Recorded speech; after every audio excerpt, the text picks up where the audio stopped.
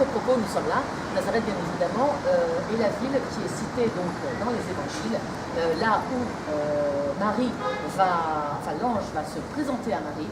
Et comme j'expliquais, il y a deux concepts, deux narratifs. Le narratif du christianisme orthodoxe, c'est que Marie a été, reçoit l'ange, l'ange la visite ici près de la source. Maintenant, il faut dire également que ce narratif vient de sources apocryphes. Apocryphes, c'est-à-dire extérieures à la Bible.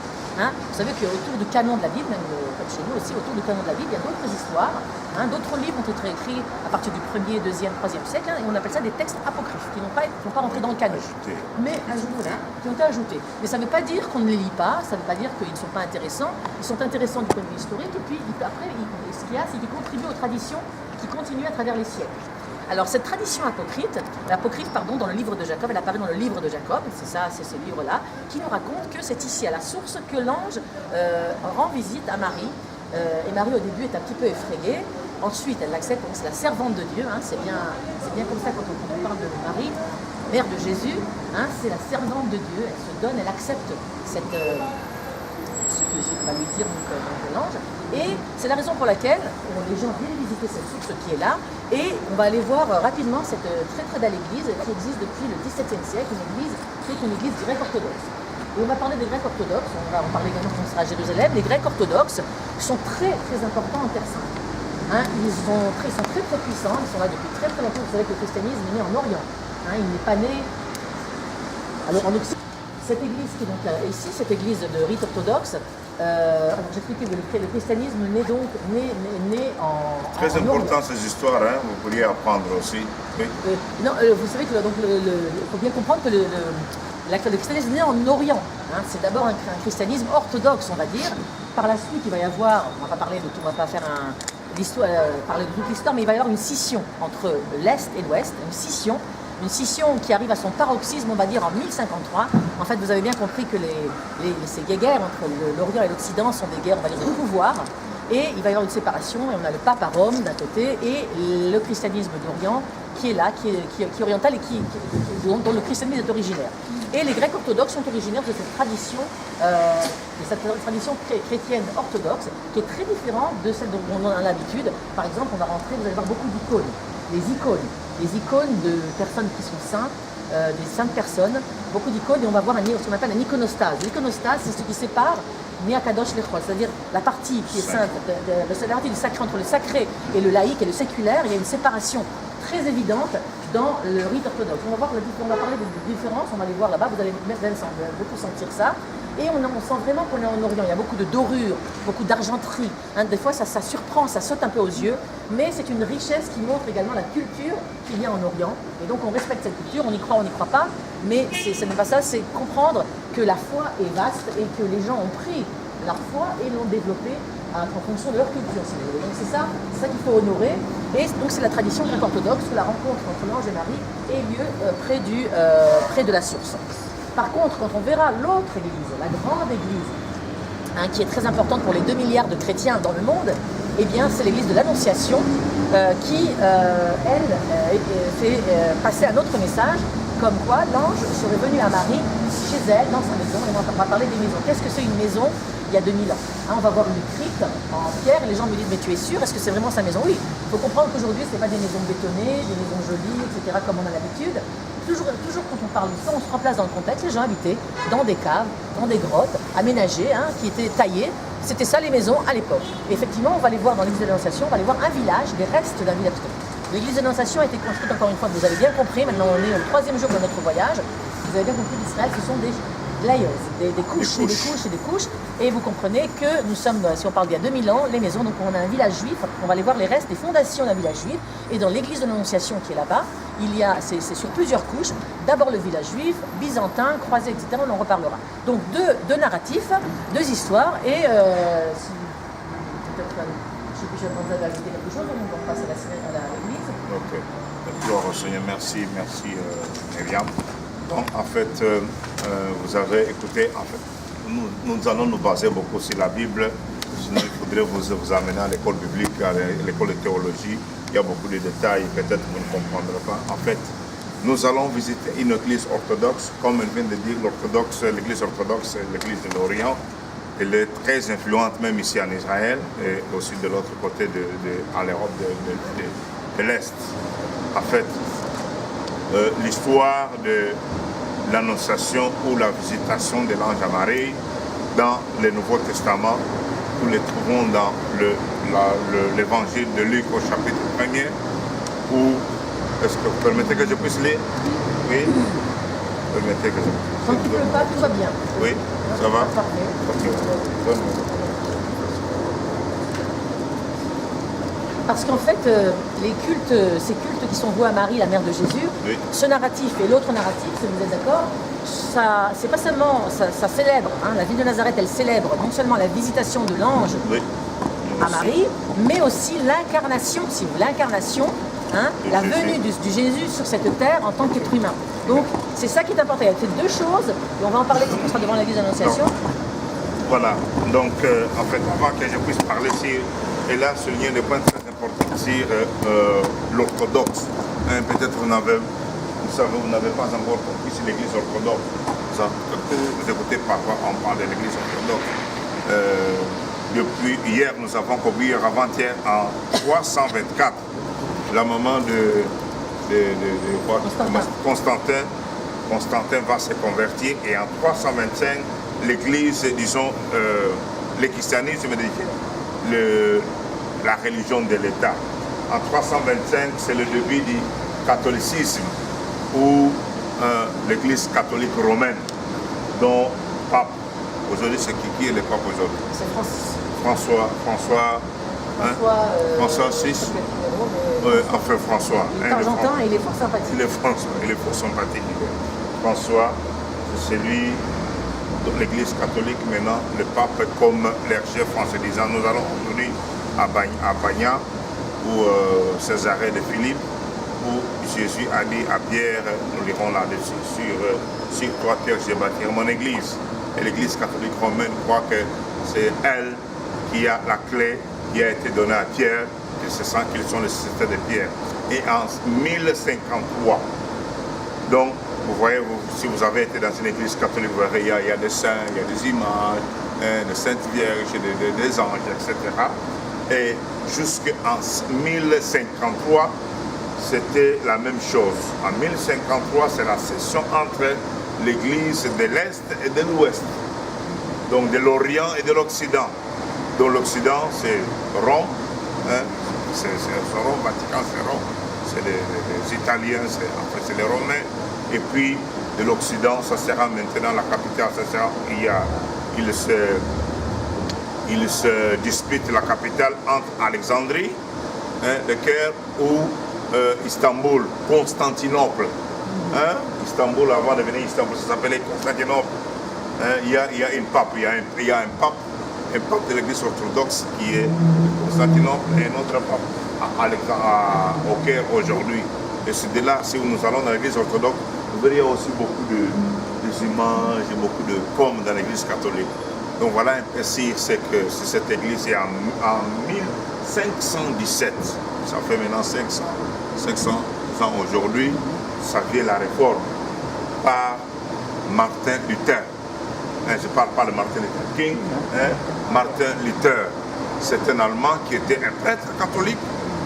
Hein, parce que quand il commettait le péché, il fallait travailler, il fallait payer. Si tu ne peux pas faire de prières, il faut payer avec l'argent. Il s'est révolté en disant que le juste vivra par la foi. En 1517, c'est là où a commencé la réforme qu'on appelle aujourd'hui les protestantismes. Nous sommes des protestants. Donc, on s'est dit protester contre la loi de l'église romaine. Pour ces péchés, il fallait faire des pénitences. Il fallait marcher à pied, il fallait aller à Rome, il fallait faire tout. Et Martin Luther, en étudiant la Bible, il a compris que non, c'est par le sang de Jésus-Christ que nous avons le pardon. Et il s'est retiré, il est le premier, c'est par lui, parce qu'en ce temps-là, la Bible n'était écrite en latin. Il n'y avait pas d'autre langue. C'est Martin Luther qui était le premier à traduire la Bible en allemand. C'était en allemand. Et c'est à partir de là même qu'aujourd'hui nous avons la Bible et le livre le plus traduit au monde, plus de 5000 langues. on a traduit la Bible. Il n'y a pas aucun livre qui a été traduit comme la Bible. Donc c'est avec Martin Luther en 1517 que la réforme a commencé. Et là, les protestantismes, et après cela, nous avons eu, avec d'autres, la suite, c'est pas important.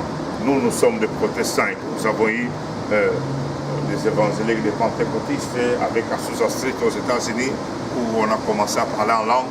Nous le faisons parfois dans nos églises, etc. Mais nous savons que les parler en langue a commencé depuis le jour de Pentecôte. Nous serons à Jérusalem, dans le Cénacle.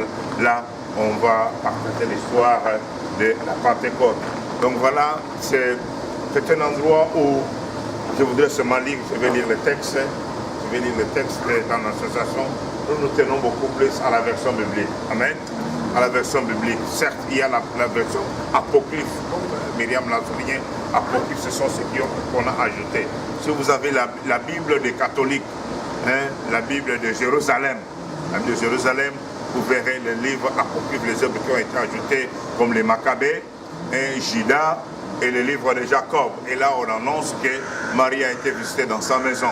Mais nous savons, et vous comprenez que là aussi, c'est une église catholique. Amen. Là où nous allons aller, c'est une église catholique. Ça, c'est grec orthodoxe. Ça, c'est grec catholique. Ça, c'est catholique. Catholique franciscain. Voilà, c'est franciscain. Donc, ça, c'est catholique. Et nous allons voir là où habitait Marie. Mais la Bible nous parle de ce récit que je voudrais lire avec vous rapidement.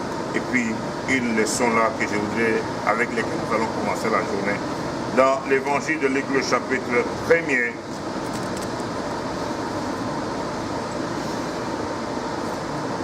chapitre 1er, nous lisons ceci, le verset 26.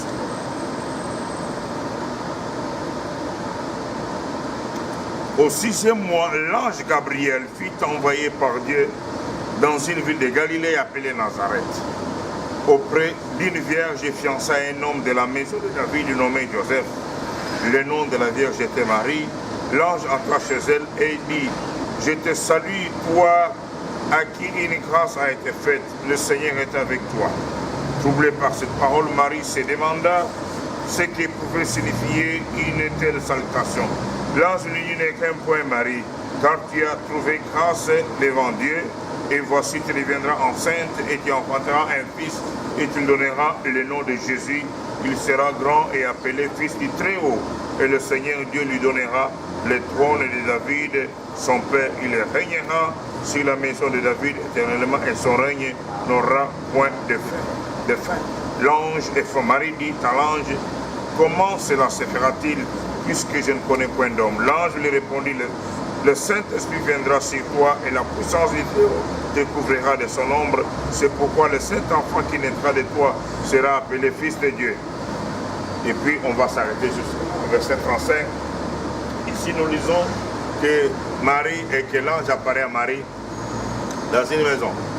C'est pour cela où il y a toujours, on pense, c'est quand il était à cette source, l'autre c'est dans sa maison. En fait, le plus important, c'est que Dieu a salué Marie.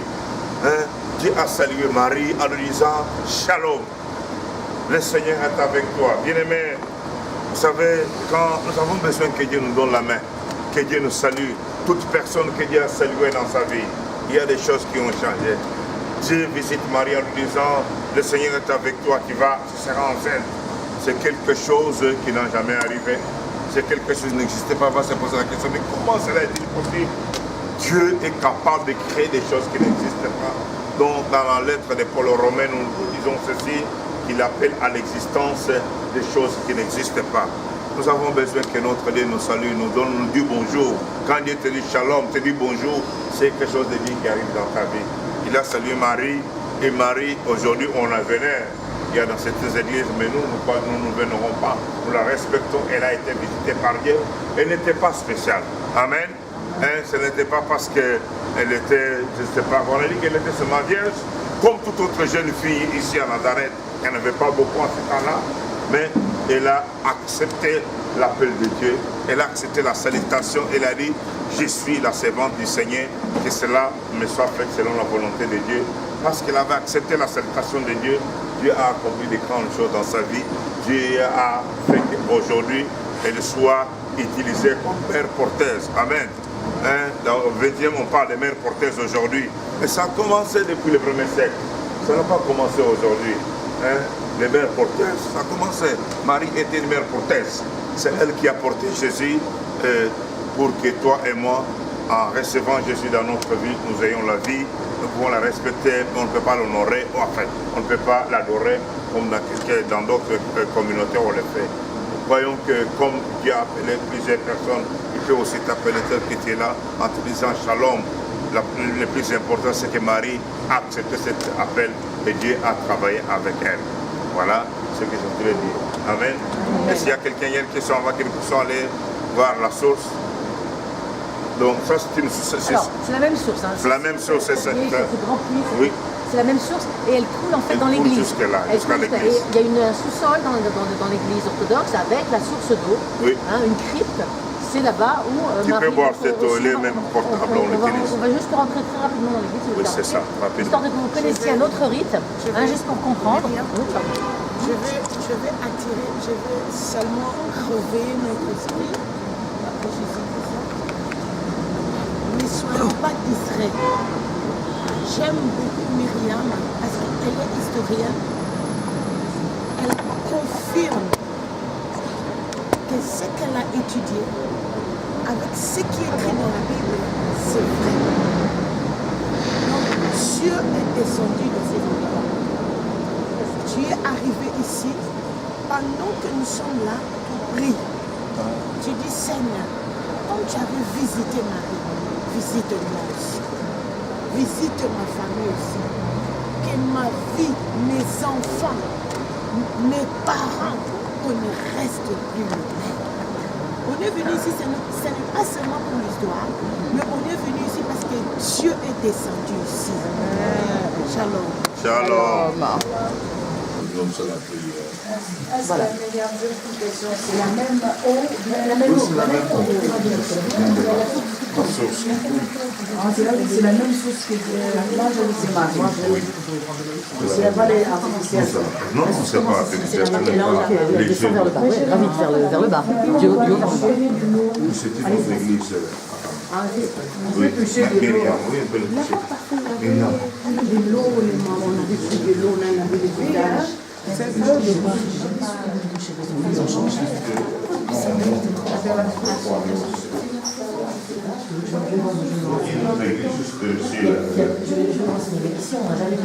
Ah, ok. Elle dit, bon, elle dit non, c'est la source ici. Où on était dans une église là-bas, elle ne faisait pas ça. Le qui sortait, c'est toujours la chaîne ici. Oui, oui, c'est ça. C'est pas ça? Oui, oui c'est la même entrée, mais je me vois même. Je sais, c'est pour voir, parce qu'on rentrait là, on touchait. On a parlé à Marie, à cette source, quand Marie était venue puiser de l'eau. Donc, si vous voyez que la source de là, dans son venu jusqu'ici, c'est la même eau. C'est la même eau. Donc, c'est la source. Je pense que c'est ici que l'ange a parlé à Marie. Mais quand j'ai lu dans le texte, nous voyons que c'est dans la maison que l'ange a parlé à Marie. Mais c'est toujours dans cette ville de Nazareth. Marie habitait ici. Nous allons le mettre dans la maison, nous allons habiter avec Joseph. Ici, maintenant, dans la maison, quand ils ont commencé à vivre ensemble.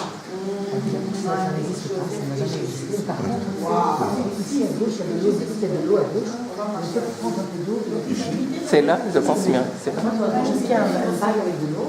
Oui, il y a un bail avec de l'eau.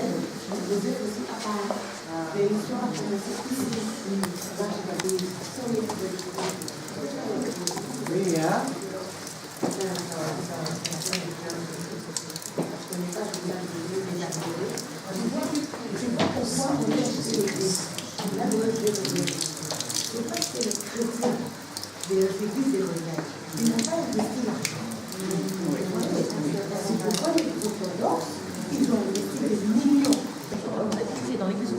Vous allez louper des explications ici. De cette manière toujours.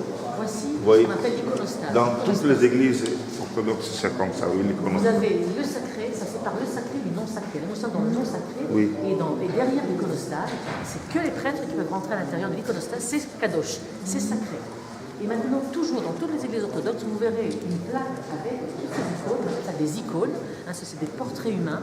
des icônes, des portraits des personnages saints, si vous voulez. Et toujours, vous aurez, comme ceci, vous aurez Marie sur la droite Marie, et Jésus sur à la gauche. Enfin, c'est votre gauche et votre droite ici. Oui. Toujours ces deux personnages. Et puis Ensuite, Jean-Baptiste. à gauche de Jésus, Jean-Baptiste, c'est toujours ce qu'on parle là. Jean-Baptiste est l'histoire qui nous a racontée. C'est quoi l'histoire qui nous a racontée à côté de Marie? C'est l'histoire de l'ange qui vient visiter Marie. Donc il y a toujours, c'est comme ça que ça se passe. Et puis évidemment, comme cette église honore particulièrement Saint-Georges Terrasson Dragon, vous aurez Saint-Georges Terrasson Dragon. Mais des fois, vous rentrez dans une église orthodoxe, vous ne savez pas il faut vraiment regarder, parce que vous voyez, beaucoup de saints, on ne les reconnaît pas tous, hein, mais on est capable de reconnaître toujours les personnages principaux de l'histoire qui sont toujours sur les quatre premières icônes de l'église. D'accord? Donc, je voulais vous dire qu'au début, les gens ne savaient pas lire. Les gens ne savaient pas lire. C'est comme ça qu'il y a des icônes. Les églises catholiques, malheureusement, ils ont poussé les gens à adorer ces icônes. C'est-à-dire qu'ils adoraient par la foi, nous adorons par la foi. Celui que nous ne pas vie, mais ce que nous croyons qu'il est mort, qu'il est ressuscité. Amen. On n'adore pas Marie, comme je l'ai dit tout à l'heure, c'était une jeune fille qui pouvait être utilisée par n'importe laquelle. Est-ce que quelqu'un m'entend?